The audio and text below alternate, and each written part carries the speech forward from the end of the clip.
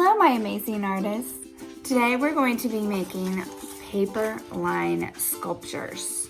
Now you may have done this before, but we are going to do it again, and we're going to put a little bit of a twist on it.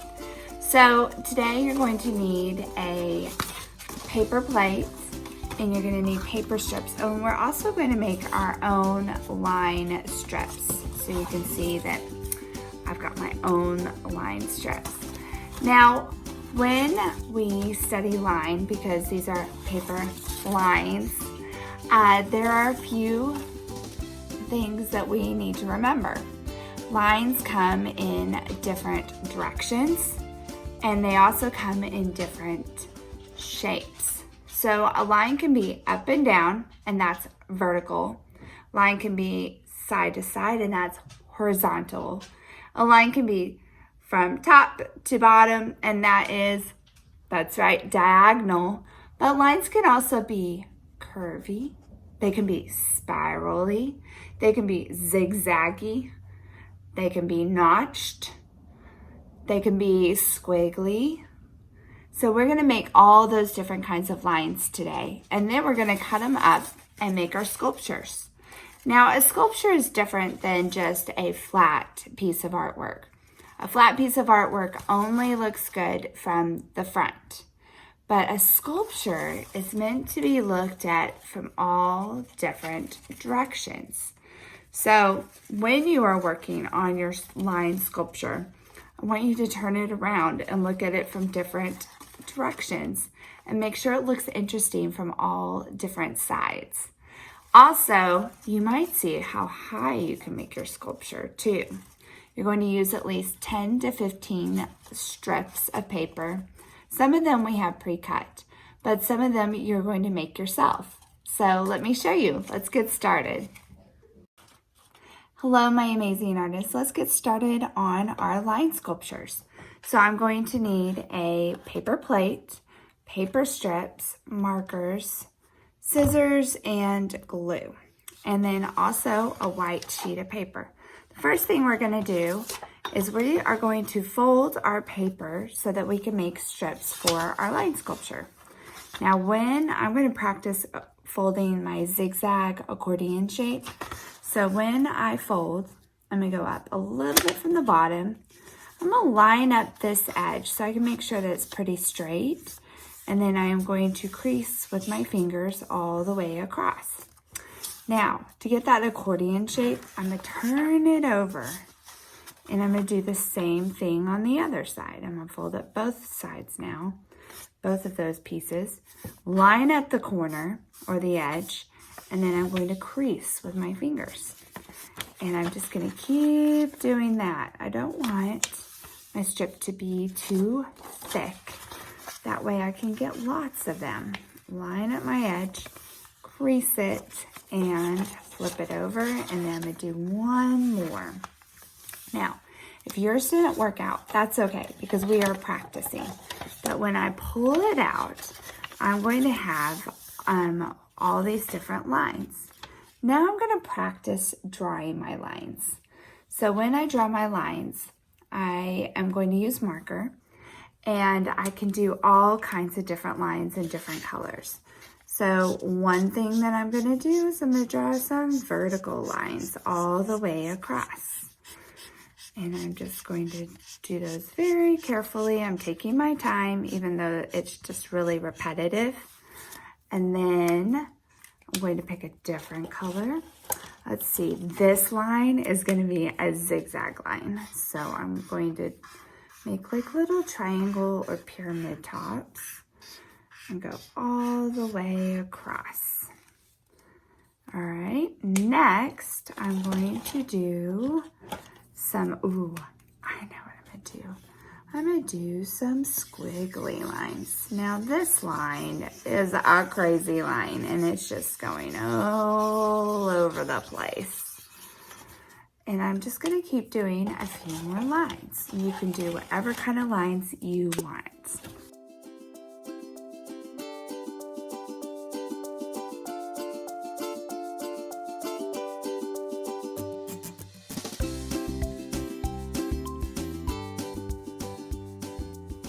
Okay, once I have all my lines drawn, I'm going to turn my paper over because this is the easiest way to see my lines to cut.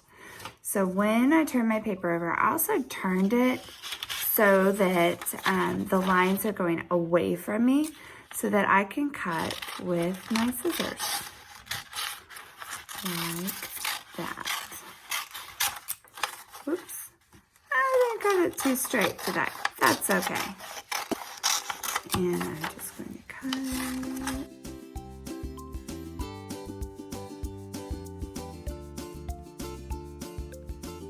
Once I have all my strips cut, I'm going to put them to the side. I'm also going to get a few more because remember we said that we were going to have about 10, and I've got 6 that I made, so I need at least 4 more, but I can always do more. I'm going to take my paper plate, I'm going to put it down so that it kind of creates like a base for my sculpture.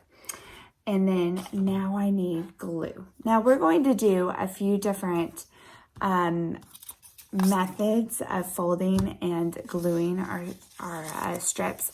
But the first thing I need to do is so that my strip will stay on my base, I need to give it like these little feet. So I'm gonna fold up the ends, like up like this, ba-doop and ba-doop. Now I've got a good arch. I've got an arch with 2 feet, and I'm going to glue it to my base. Now remember, we talk about how just a little bit of glue is stronger than a lot of bit of glue because it takes less time to dry, and that is when the glue is strongest. Now you don't want to be sitting here all day waiting on your glue to dry. So I'm going to just put a little dot, not a lot, of glue on my feet, and I'm going to stick it down. Now, when I stick it down, I need to hold it for about like 10 seconds. So I'm gonna go 1, 2, 3, 4, 5, 6, 7, 8, 9, 10. Oh, it stayed. Great. Okay, now I could do another arch, like the St. Louis Arch in St. Louis. It's a very large arch, and you can go and see it.